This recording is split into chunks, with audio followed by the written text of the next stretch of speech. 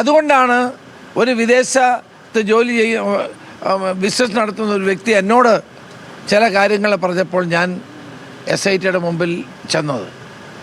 അതിൻ്റെ അന്വേഷണം എന്തായി ആർക്കും അറിയില്ല. ആ വിദേശ വ്യവസായി പറഞ്ഞ കാര്യങ്ങളെ സംബന്ധിച്ചുള്ള അന്വേഷണം ഇവിടെ വരെയായി. അപ്പോൾ അന്വേഷണം ത്വരിതപ്പെടുത്തണം, ശക്തമാക്കണം. വൻ സ്രാവുകൾ രക്ഷപ്പെടാൻ സമ്മതിച്ചുകൂടാ. ഇവിടെ ഇപ്പോൾ ആളുകളെ രക്ഷിക്കാൻ വേണ്ടിയിട്ടുള്ള കവചം തീർക്കുകയാണ്. മുഖ്യമന്ത്രിയാണല്ലോ ആഭ്യന്തരമന്ത്രി. അവിടെ നിന്ന് 2 പേരെ കൊടുക്കാൻ പറഞ്ഞപ്പോൾ പാർട്ടിയുടെ ഏറ്റവും അടുത്തുള്ള ആളുകൾ, പോലീസ് അസോസിയേഷൻ്റെ ഏറ്റവും അടുത്ത ആളുകൾ, ഭാരവാഹികളായ ആളുകളെയാണ് SITയിലേക്ക് കൊടുക്കുന്നത്.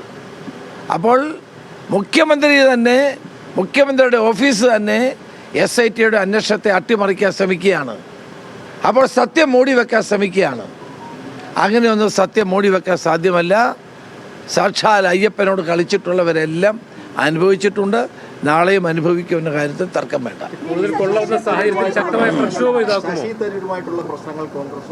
ശശി തരൂരുമായിട്ട് എന്താ ഇവിടെ കേരളത്തിൽ കോൺഗ്രസിനകത്ത് ഞങ്ങൾക്കൊരു പ്രശ്നമില്ല. അദ്ദേഹം നമ്മുടെ MP ആണ്. അദ്ദേഹം എല്ലാ കാര്യത്തിലും ഇപ്പോൾ 2 ദിവസം ശശി തരൂർ ഇവിടെ ഈ ക്യാമ്പിൽ ഫുൾ ടൈം ഉണ്ട്. അദ്ദേഹം കോൺഗ്രസിൻ്റെ MP ആണ്.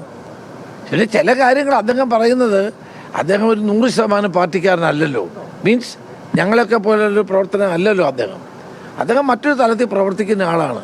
ചില കാര്യങ്ങളിലൊക്കെ അഭിപ്രായം പറയും. എന്ന് വെച്ചാൽ അദ്ദേഹം ഒരിക്കലും കോൺഗ്രസ് അല്ല എന്ന് നമുക്ക് എങ്ങനെ പറയാൻ കഴിയും?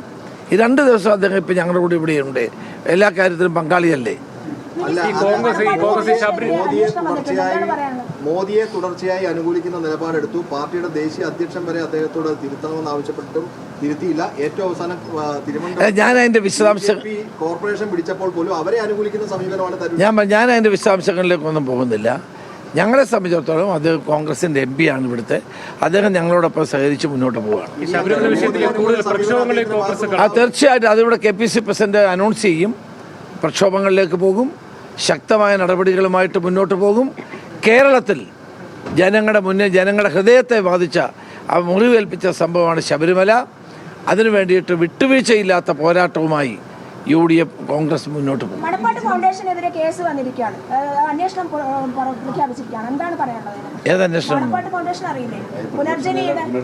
അന്വേഷണം നടക്കട്ടെ. ആരിതൊക്കെ കെയർ ചെയ്യുന്നു? എൻ്റെ പേരിൽ തന്നെ കഴിഞ്ഞ ഗവൺമെൻറ് കാലത്ത് CBI അന്വേഷണം പ്രഖ്യാപിച്ചതാണ്.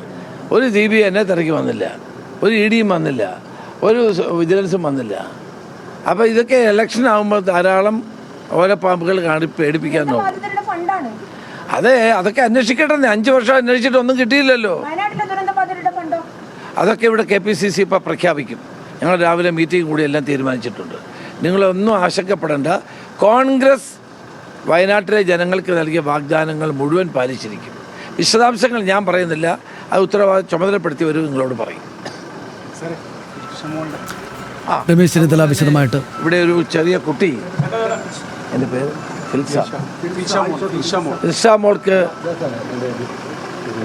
ഇഷാമോൾക്ക് അടിയന്തര സഹായം അനിവാര്യമാണ്. ആ കുട്ടിക്ക് 2 വയസ്സാണുള്ളത്. അതിന് വളരെ ഗുരുതരമായ അസുഖം ബാധിച്ചിരിക്കുകയാണ്. ആ കുട്ടിക്ക് മജ്ജ മാറ്റി വെക്കേണ്ട ആവശ്യമുണ്ട്. അതിനെല്ലാ ആളുകളും സഹായിക്കാൻ കഴിയുന്ന ആളുകളെല്ലാം ആ കുട്ടിയെ സഹായിക്കണം എന്ന് ഞാൻ വളരെ വിനയത്തോടെ അഭ്യർത്ഥിക്കുകയാണ്. ഇപ്പോൾ 25 ലക്ഷം രൂപ കിട്ടിയിട്ടുണ്ട്. ഇനി 55 ലക്ഷം രൂപയുടെ കിട്ടണം. നിങ്ങൾ ചാനലുകളും അതിനുവേണ്ടി സഹായം ചെയ്യണം. നിങ്ങളെല്ലാവരും ഇത് നമുക്ക് ഇക്കാര്യത്തിൽ സഹായിക്കാൻ കഴിയുന്ന ആളുകൾ.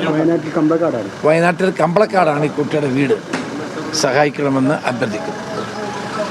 രമേശ് ചെന്നിത്തല മാധ്യമങ്ങളോട് വിശദമായിട്ട് സംസാരിക്കുകയായിരുന്നു. ശബരിമലയിലെ SITയുടെ അന്വേഷണത്തെക്കുറിച്ചുള്ള ചില ചോദ്യങ്ങളാണ് അദ്ദേഹം മുന്നോട്ട് വെച്ചത്. എന്തുകൊണ്ടാണ് കുറെ കൂടെ മുന്നോട്ട് പോകാത്ത അന്വേഷണം? വിദേശ ബന്ധത്തെക്കുറിച്ച് താനടക്കം വെളിപ്പെടുത്തിയ കാര്യങ്ങൾ എന്തുകൊണ്ട് അന്വേഷിക്കുന്നില്ല? എത്രക്ക് അന്വേഷണ പുരോഗതി ഉണ്ടായിട്ടുണ്ട് എന്നതടക്കമുള്ള ചോദ്യങ്ങളാണ് രമേശ് ചെന്നിത്തല പ്രധാനമായിട്ട് ഉന്നയിക്കുന്നത്.